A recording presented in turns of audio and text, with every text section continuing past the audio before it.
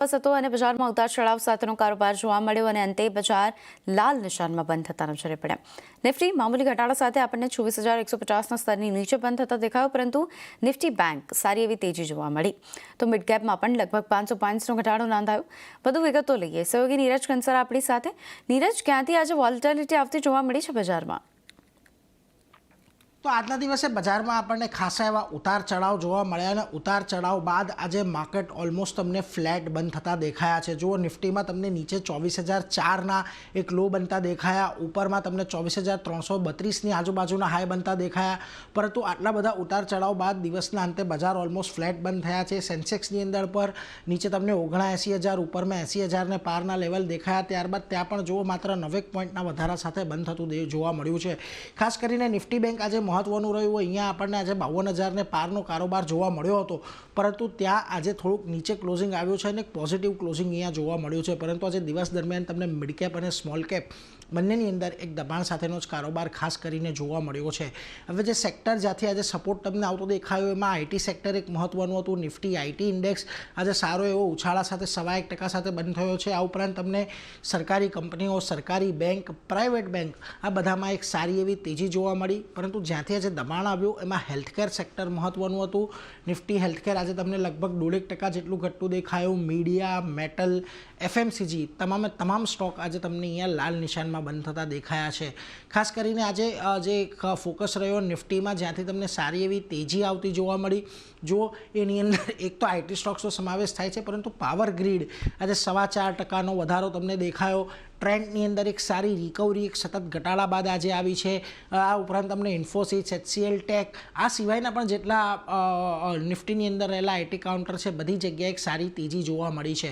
પરંતુ જે દબાણ આવતું જોવા મળ્યું એમાં એશિયન પેઇન્ટ આજે વધારે મહત્વનો રહ્યો, કારણ કે કંપનીનો વોલ્યુમ ગ્રોથ વધવાનું અનુમાન હતું, એની સામે ઘટી ગયો। એટલે જો બજારે આજે ખાસો એવું પનિશમેન્ટ આપ્યું છે। 8% જેટલો ઘટાડો એશિયન પેઇન્ટમાં આવ્યો છે। બ્રિટાનિયા પરિણામ આવતા પહેલાં અહીંયા એક બહુ મોટો ઘટાડો આજના દિવસે આવી ગયો છે। અપોલો હોસ્પિટલમાં એક સારી એવી રનઅપ બાદ થોડુંક પ્રોફિટ બુકિંગ આવ્યું છે અને સિપ્લા આજે થોડો પ્રોફિટ બુકિંગનો શિકાર બન્યો છે। એટલે આ બધા સ્ટોક્સમાં આજે તમને દબાણ જોવા મળ્યું। પરંતુ મિડકેપના ફ્રન્ટ પરથી જ્યાં તમને આજે સારી એવી તેજી જોવા મળી એમાં જુઓ, ખાસ કરીને એક બાયોકોનનું કાઉન્ટર 8.5% જેટલું વધ્યું છે। બેંગલુરુ યુનિટને US FDA તરફથી તપાસમાં કોઈ અવલોકનો ન મળ્યા, એને લઈને બજાર આજે ખુશ થતું જોવા મળ્યું। આ ઉપરાંત તમને OFSSમાં સારી તેજી રહી। MRF અને પ્રેસ્ટીજ એસ્ટેટમાં પણ એક સારી ખરીદદારી આજે આવતી જોવા મળી। પરંતુ મિડકેપમાં જ્યાં જે તમને ખાસ કરીને દબાણ દેખાયું એમાંથી જુઓ, UPLનું કાઉન્ટર અહીંયા પણ પરિણામ પહેલાં એક સારો એવો ઘટાડો આવ્યો। ટ્યુબ ઇન્વેસ્ટમેન્ટમાં એક ઘટાડા તરફી કારોબાર જોવા મળ્યો। આ ઉપરાંત તમને ટાટા એલેક્સી, સુંદરમ ફાઇનાન્સ જેવા શેર પણ એક દબાણ તરફી કારોબાર જોવા મળ્યો છે। ઓવરઓલ આજનું સેશન ઘણું મહત્વનું એટલા માટે રહ્યું કે આજની જે દિવસની રેન્જ હતી 24,000થી 24,300ની, એ બંને રેન્જને આજે બજારે આપણને ટચ કરતું દેખાયું, પરંતુ જે અંત છે એ ઓલમોસ્ટ આપણને ફ્લેટ લેવલ પર આવતો જોવા મળ્યો છે। એટલે ખાસ હવે અહીંયાથી મહત્વનું એ રહેશે કે આ રેન્જને બજાર ક્યારે તોડે છે અને કઈ બાજુ તોડે છે, એના પર વધારે આપણો ફોકસ હોવો જોઈએ। બિલકુલ, તો આ તો થઈ માર્કેટની વાત। હવે વાત કરીએ બજારમાં હાલમાં આવેલા ઘટાડાનું એક કારણ અર્નિંગ્સ પણ છે, કારણ કે સપ્ટેમ્બર ત્રિમાસિક ઘણા કારણોને લઈને નબળું રહ્યું છે અને બ્લુમબર્ગ દ્વારા આ ત્રિમાસિકના પરિણામોને લઈને ચિંતા વ્યક્ત કરવામાં આવી છે। અને આ અહેવાલની વિગતો લઈએ, સહયોગી નીરજ કંસરા આપણી સાથે જોડાયેલા છે એમની પાસેથી। નીરજ, શું ખાસ છે આ અહેવાલમાં? જી, ખાસ કરીને જુઓ, અત્યારે પરિણામની સિઝન ચાલી રહી છે અને Q2ના જે પરિણામો અત્યાર સુધી આપણને આવતા જોવા મળ્યા છે, ત્યારબાદ આપણને અહીંયાથી બજારમાં થોડી ઘણી ચિંતાની અંદર વધારો થતો ખાસ કરીને દેખાઈ રહ્યો છે। હવે આ ચિંતા કેમ વધી રહી છે? તો જુઓ, 50 નિફ્ટી 50ની જે 50 કંપનીઓ છે એમાંથી લગભગ 41 નિફ્ટી કંપનીઓના અત્યાર સુધીમાં આપણને પરિણામ આવતા દેખાયા છે અને પરિણામ જાહેર કરનારી 41 કંપનીઓમાંથી 22 કંપનીઓ એવી છે કે જેમનો નફો બજારના અનુમાનથી આપણને ઓછો રહેતો જોવા મળ્યો છે। બીજી તરફ આજે 22 કંપનીઓ જેનો નફો અનુમાનથી ઓછો છે, તેમાંથી 10 કંપનીઓ એવી પણ છે કે જેનો નફો તો અનુમાનથી ઓછો હતો, પરંતુ આવક પણ આપણને અનુમાનથી ઓછી રહેતી જોવા મળી। જે બાકીની જે કંપનીઓ છે કે જેમાં અનુમાનથી સારો નફો રહેતો જોવા મળ્યો છે, એવી 18 કંપનીઓ છે, પરંતુ એમની આવક જે છે તે આપણને અનુમાનથી ઓછી રહેતી જોવા મળી છે।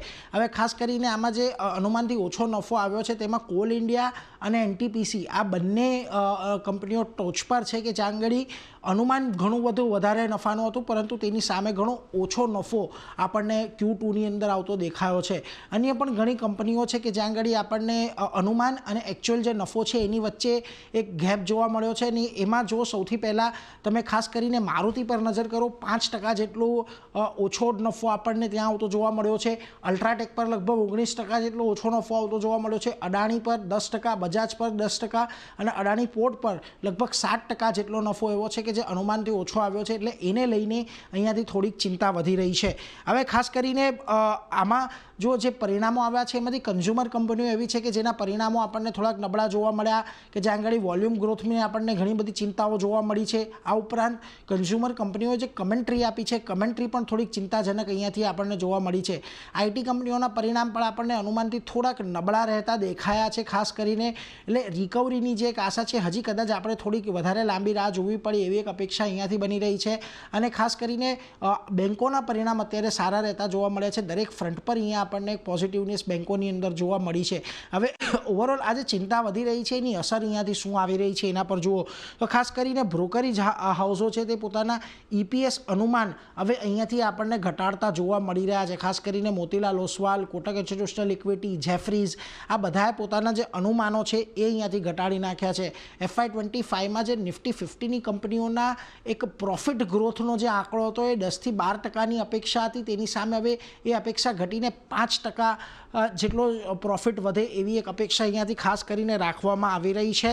આ ઉપરાંત તમને જેફરીઝે પોતાની કવરેજમાં આવતી લગભગ 67% કંપનીઓના અનુમાન જે છે એ અહીંયાથી કાપતા જોવા મળ્યા છે. અને લગભગ માર્ચ 2020 બાદ પહેલી વખત આપણને કાપમાં અનુમાનના કાપ આટલા મોટા જોવા મળી રહ્યા છે. એટલે એના પર એક ખાસ ફોકસ રાખવાનું છે. એટલે ઓવરઓલ એક Q2ની સિઝન તો ચાલી રહી છે, પરંતુ આ પરિણામ જે અનુમાન મુજબ નથી આવી રહ્યા એને લઈને અહીંયાથી આપણને એક ચિંતા વધતી જોવા મળી રહી છે.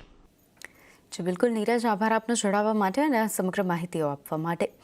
તો વાત કરીએ એક્સપોર્ટ બન્યું મેન્યુફેક્ચરિંગ ઇન્ડસ્ટ્રીનો મોટો સહારો. હવે સ્થાનિક માંગમાં સ્લોડાઉન આવવા છતાં પણ ઓટો, કન્ઝ્યુમર ડ્યુરેબલ અને મોબાઈલ એક્સપોર્ટમાં લગભગ 15%નો ગ્રોથ નોંધાયો છે.